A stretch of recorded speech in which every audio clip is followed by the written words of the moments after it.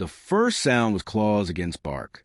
Not frantic, not playful, measured, insistent, like the dog knew exactly where to dig. Sheriff Tom Rourke stood a few paces back, boots sinking into the damp earth, his breath fogging in the raw November air. Titan, the K9, had locked himself against a gnarled oak, nose pressed to its roots, paws tearing through leaves and soil. Tom's hand tightened on the flashlight, though daylight still lingered. He knew the history of this land, knew the whispers. But when the dog unearthed the first scrap of cloth, everything in the small town of Keaton Hollow shifted. Sheriff Tom Rourke didn't believe in ghosts, but Keaton Hollow did. The town clung to its silences, gaps in conversations, unfinished stories, the things folks let drift into rumor rather than say aloud. That oak tree by the creek was one of those silences. Kids dared each other to touch its bark at night. Old men avoided looking at it when they fished. Tom, 38 years old with 15 years of service in the county, had learned to drive past it without turning his head, until Titan changed that. The German shepherd had gone rigid during their evening patrol. It wasn't unusual for Titan to catch scents in the woods, but this was different. His ears stiffened, a low growl rumbling deep in his chest, before he pulled sharply toward the oak. Tom tried a firm "leave it," but Titan refused. Now, kneeling at the roots, the dog was digging with such singular intent it unnerved Tom more than a scream in the dark would have. The first thing uncovered was a shred of faded blue fabric. Tom crouched, pushing aside leaves. The cloth was stiff, the kind of stiffness that comes from time, not weather. He recognized the pattern.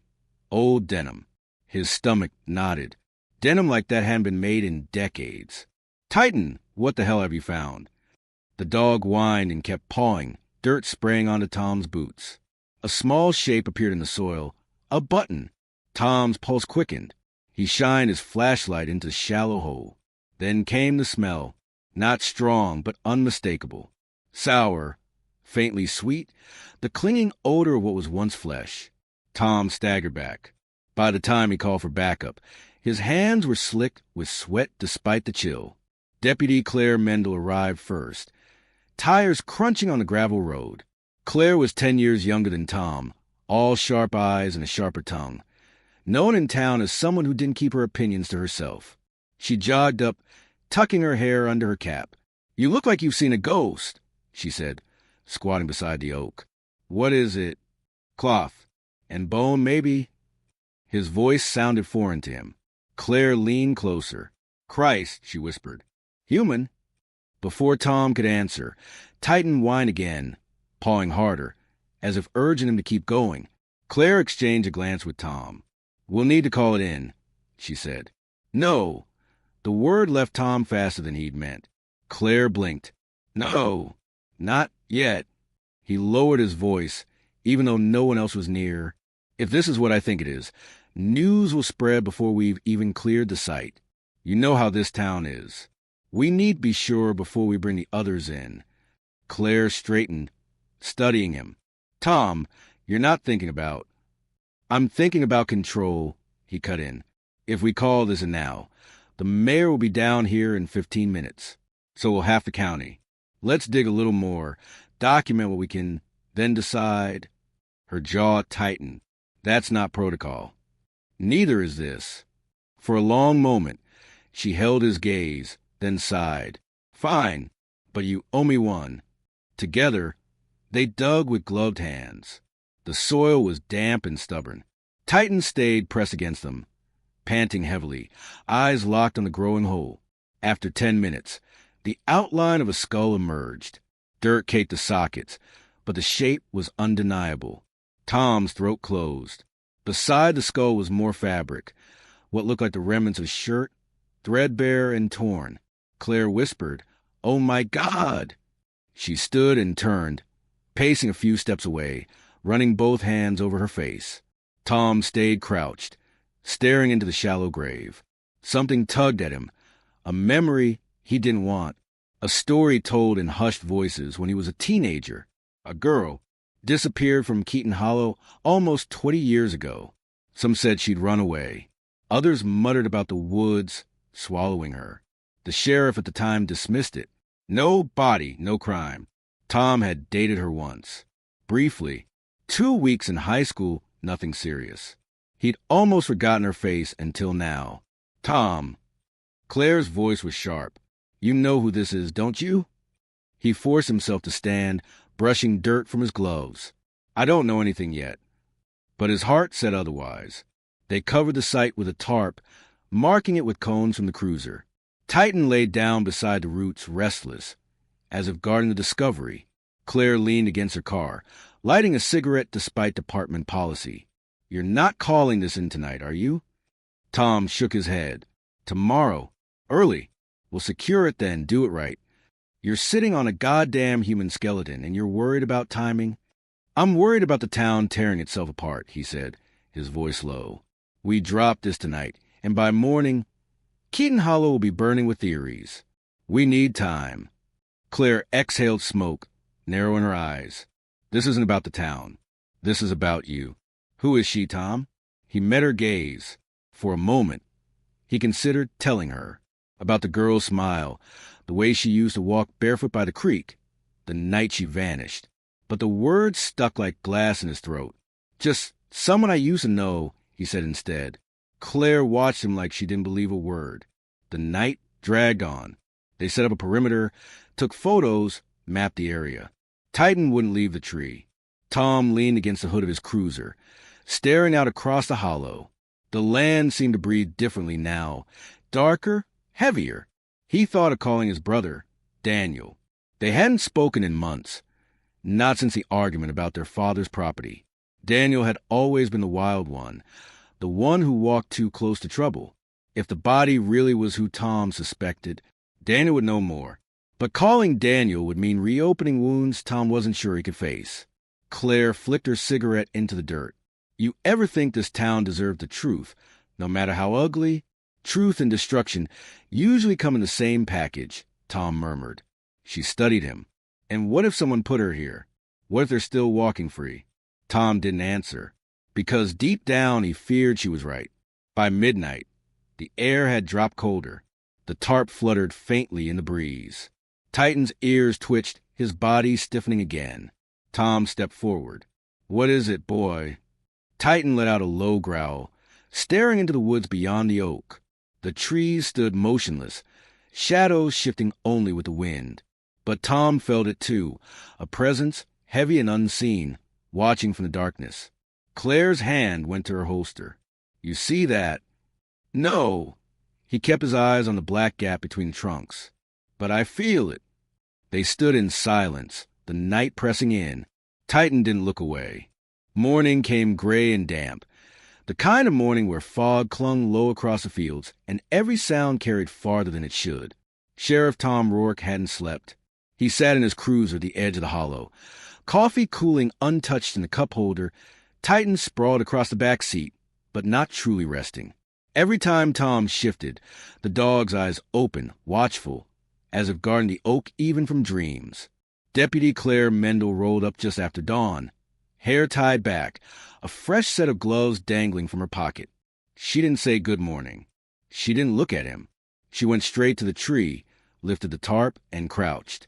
The skull caught the pale light. You're really going to call it in today, right? She asked, voice flat. Yeah, Tom said. He didn't move. Today. She glanced back at him. You'd better mean that. By 8 o'clock, the hollow buzzed with voices and equipment. County investigators arrived in SUVs. Crime scene tape stretched bright yellow against the muted woods.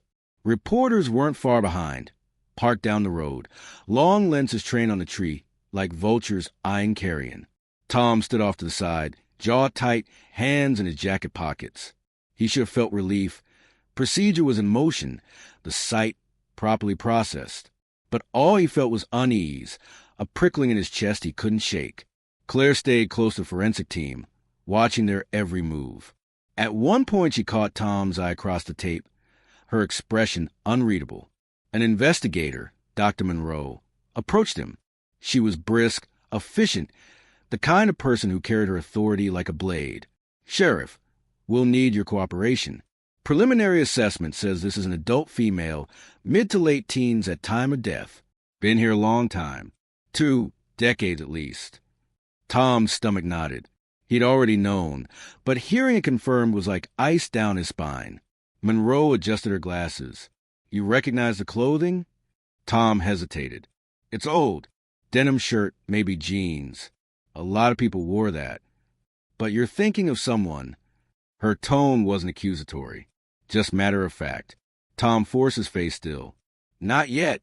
Let's wait for lab work. Monroe studied him for a beat too long, then nodded and moved on. By noon, half the town knew.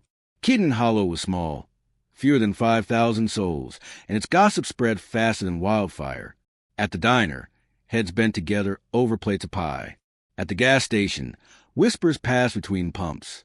Tom stopped in at the mayor's office on Main Street, already bracing for it. Mayor Evelyn Harrow sat behind her desk, papers stacked neatly in front of her. She was tall, elegant in her 60s, with eyes that missed nothing. Tom, she said coolly, you've put us in a difficult position. I didn't bury her there, Tom replied, sharper than intended. Her brows lifted. I didn't say you did, but the town will be shaken. Old wounds reopened. And you know as well as I do, we can't afford more division. Division's already here, he muttered. We just keep pretending it isn't. She leaned forward. Listen to me. If this case leads anywhere, you tread carefully. Some names should stay buried. His jaw clenched. Are you telling me to drop it? I'm telling you, she said softly, to remember that peace is fragile. He left before he said something he couldn't take back. Back at the station, Claire was waiting. She slammed a folder onto his desk. You gonna tell me why you looked like you'd seen the devil when Monroe mentioned 20 years? Tom looked up slowly. Because I remember a girl who went missing 20 years ago. Claire folded her arms. Name! He hesitated. Then, Emily Hargrove. She blinked. The farmer's daughter? The one everyone said ran off to Chicago. Yeah. His voice was gravel. She didn't run. She's here. Claire's face hardened. And you didn't say anything last night? I wasn't sure. Bullshit. She slammed her hand against the desk, making Titan stir at her feet. You knew. You've been sitting on it since you saw the fabric. Tom shot up, voice rising. And what would you have done? Huh? Told the whole team that Sheriff Rourke used to date the dead girl? That I had her number scrawled on the back of my notebook senior year. The words hung heavy between them. Claire exhaled slowly, her anger cooling into something colder. If you're not hiding something, why does it sound like you are? Tom sank back into his chair, rubbing his temples. Because in this town, everything sounds like guilt once the whisper starts. That evening, Tom drove out to the Hargrove farm. It sat on the edge of town, acres of field gone fallow, the old barn leaning as if tired of standing. Mr. Hargrove had passed years ago. Mrs. Hargrove lived alone now, a frail figure barely taller than her porch railing. She watched him approach, her eyes sharp despite her age. I heard, she said simply. Tom swallowed. We don't have confirmation yet. It's Emily. Her voice cracked but didn't break. I knew she'd never leave without saying goodbye. He shifted uneasily. Mrs. Hargrove, do you remember anything from that night? Anything strange? Her gaze drifted toward the fields. The night she vanished, I heard shouting. A man's voice, not her father's. Someone else. I looked out, but the dark swallowed it. She was gone by morning. Tom's chest tightened. Did you tell the sheriff then?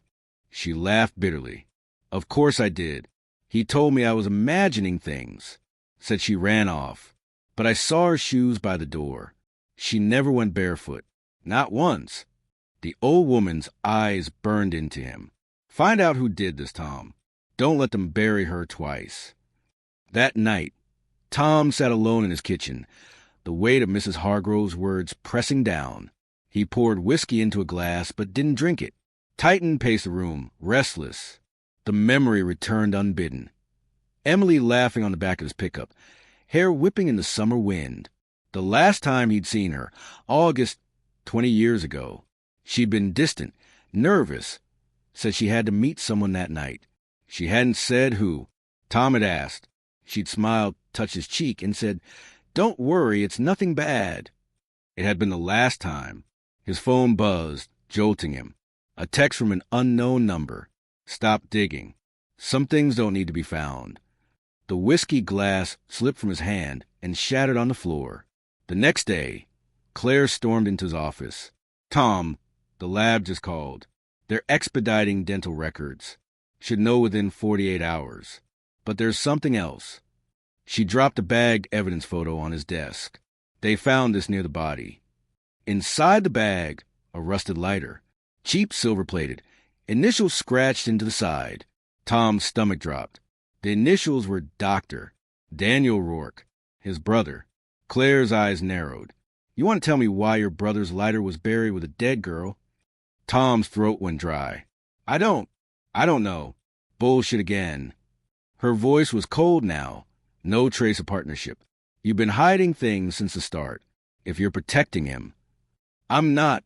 Tom snapped, but the words rang hollow. Because deep down, he wasn't sure if it was true. That night, he drove out to Daniel's cabin in the woods. The place was as he remembered, half-finished repairs, beer bottles on the porch, tools scattered carelessly. Daniel answered the door shirtless, bleary-eyed, a cigarette burning between his fingers. Well, look who finally decided to visit, Daniel drawled. Sheriff Big Brother. Tom held up the photo of the lighter. This was found buried with Emily. Daniel stared, expression unreadable. Then he smirked. Damn. Guess I must have lost it out there back in the day. That's not funny. Who's joking? He took a drag, exhaling smoke. I used to hang around those woods all the time. With Emily, too. You weren't the only Rourke she liked. Tom's jaw clenched. What are you saying? Daniel leaned in, eyes gleaming with something dangerous. I'm saying maybe you don't know everything about the girl you thought you loved. Tom's fist curled. Did you kill her? Daniel chuckled darkly. If I had, you think I'd be dumb enough to leave my lighter behind? Tom stepped closer. Tell me what you know. But Daniel only smiled, lips curling like a secret he'd never share. And in that moment, Tom realized whether Daniel was guilty or not, he was hiding something. Later that night, as Tom drove back into town, Titan suddenly whined from the back seat. His ears pricked, gaze locked on the tree lean. Tom slowed.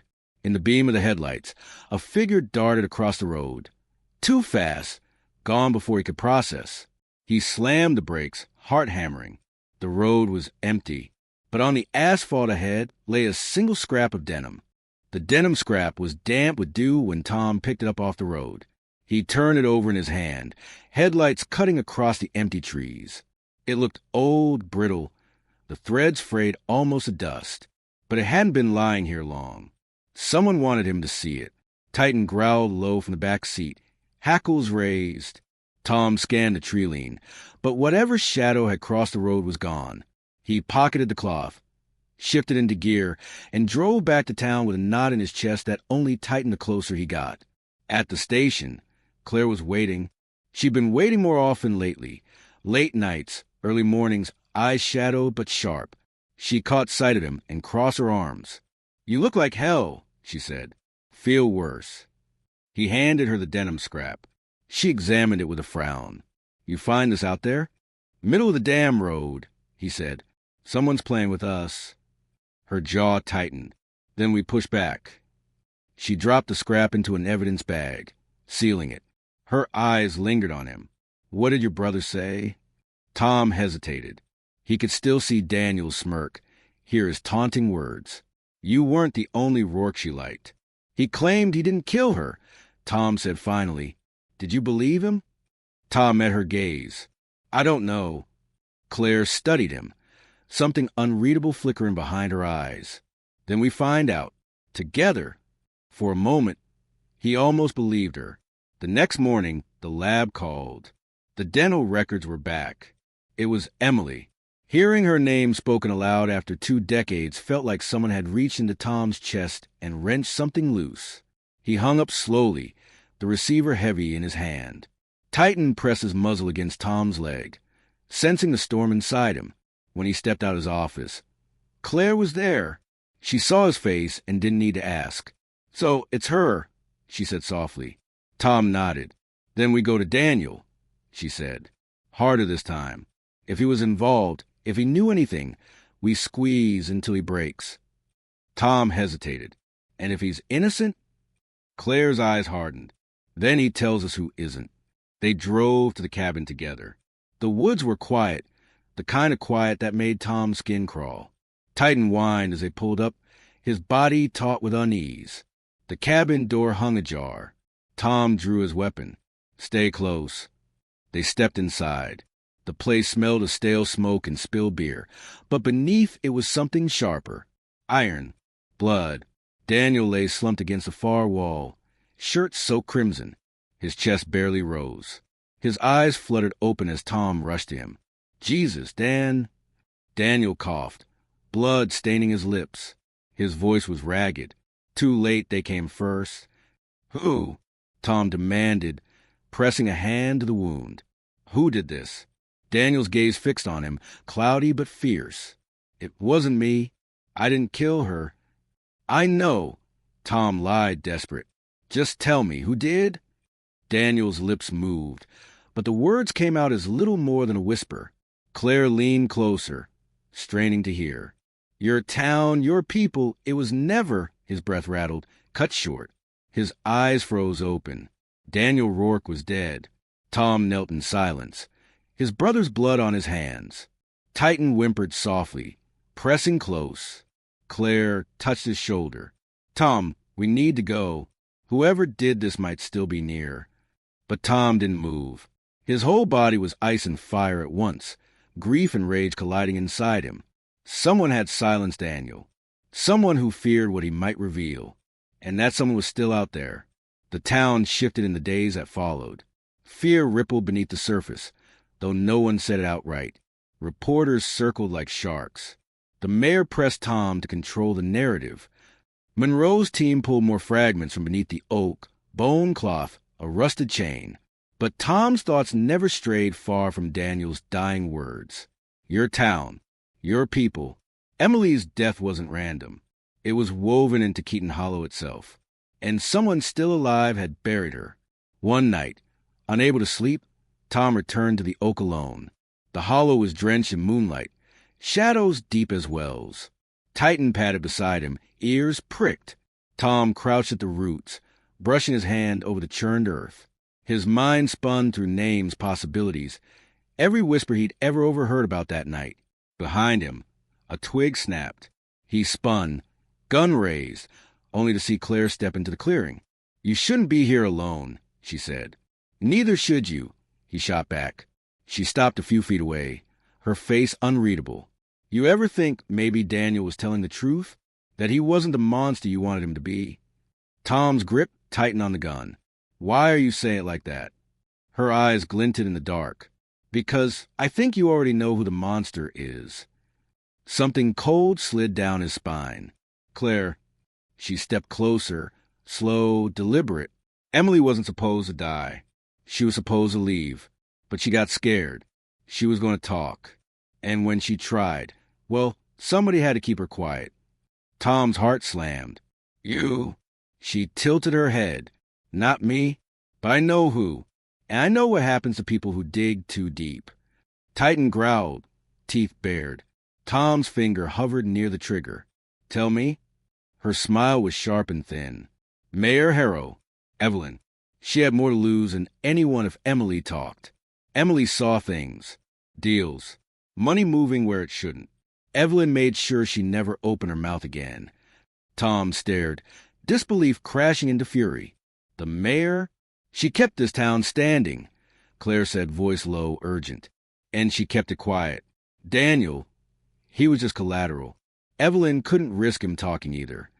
Tom's stomach churned. And you? You've been working with her? Claire's eyes locked on his. I've been surviving, just like you. The betrayal hit like a blade in the gut. All the long nights. The trust he'd built with Claire. It curdled in an instant. You should have told me, he rasped. And lose my badge? My life. Her voice cracked, bitterness spilling out. I did what I had to. Tom shook his head. No, you chose her. The woods seemed to hold its breath. Claire's hand twitched near her holster. Titan's growl deepened, vibrating through the clearing. For a moment, it felt like the world could tilt either way. Violence or mercy, death or survival. Then headlights cut across the hollow. 2 black SUVs rolled up, doors slamming open. Figures spilled out, flashlights sweeping. At the center stood Mayor Evelyn Harrow, tall, immaculate even in the dirt. "Sheriff Rourke," she called smoothly. "Step away from my deputy." The confrontation unfolded in fragments. Evelyn's voice calm, her men silent but armed. Claire standing between them, eyes flickering with conflict. Tom gripping his gun. Titan pressed it aside, the night thrumming with tension. Evelyn laid it out like a sermon. Emily had stumbled onto evidence of embezzlement, backroom deals that would have torn the town apart. Evelyn silenced her to preserve Keaton Hollow. Daniel had known too much, so he'd been removed. "All I've ever done," she said, "is protect this place. Keep it alive. And you, Tom, you want to drag us all into grave with her." Her voice was almost tender. "Let it go." Tom felt the weight of the town pressing on him. Every whisper, every silence, every choice that had led here. He thought of Emily's laugh, of Mrs. Hargrove's frail hope, of Daniel's last breath, and he knew he couldn't stay silent anymore. The gunfight was quick, brutal. Titan lunged, throwing one of Evelyn's men off balance. Tom fired. Another went down. Claire shouted, torn between sides, before diving for cover. In the chaos, Evelyn fled toward the trees. Tom chased, breath ragged, branches tearing at his face. Titan bounded ahead, faster, relentless. They caught her at the creek. She stumbled, mud splashing, and Titan pinned her with a snarl. Evelyn looked up at Tom, defiant even with teeth inches from her throat. "You think exposing me will save this town? It'll only burn." Tom's hand shook as he aimed. For a heartbeat. He wanted to end it there, to bury it all in gunfire and silence. But he didn't. He holstered the weapon. "You'll face the truth," he said. Like Emily never got to. The aftermath was slow, heavy. Evelyn was taken in. The story broke across the county, the state, beyond. Keaton Hollow didn't burn, but it smoldered, shaken to its core. Claire turned in her badge. She didn't apologize, and Tom didn't ask her to. Betrayal lingered between them, sharp as glass. Mrs. Hargrove wept when Tom told her the truth. But beneath her grief was something like peace. Emily had been found. She wasn't forgotten anymore. At the oak, the soil was finally cleared. The roots stood bare, silent witnesses to decades of lies. Tom knelt there one last time, Titan pressed against his side. The hollow was quiet, but not the old kind of silence, not the heavy, suffocating silence of secrets. A different silence. One that felt almost like healing. He laid the scrap of denim down among the roots, a small, fragile offering. And for the first time in 20 years, Keaton Hollow exhaled.